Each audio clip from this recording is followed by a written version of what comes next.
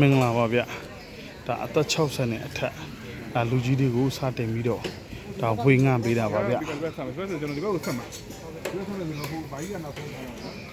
ကျွန်တော်ဒါစတင်ဝေငှနေတာပါရန်ကုန်ပြည်သူ့စေဦးကြီးမှာပါဗျလူရန်ပြီးတဲ့အလူရှင်တွေကိုလည်းကျေးဇူးအထူးပင်တင်ရှိပါတယ်တကယ်ကိုအသက်ကြီးတဲ့လူတွေတောင်ဒါတကယ်ဒုက္ခခံပြီးတော့လိုအပ်လို့လာရောက်ယူပေးတာပါဗျအဓိကကဆေးရုံမှာလာရောက်ယူတယ်ဆိုတာကအခုနလိုပေါ့နော်ဒါထမင်းစည်းလေးတွေတက်တာတယ်ဆိုစီဝါစည်းလေးဖြစ်အများကြီးအသုံးပြုစေပါတယ်ဗျထို့အတွက်ကြောင့်ကျေးဇူးတင်ပါတယ်လူရန်ပြီးတဲ့အလူရှင်တွေလည်းတအူးချင်းစီတိုင်းကိုဒီနေ့ကဒါအလူရှင်တယောက်ကဒါ900ပေါ့နော်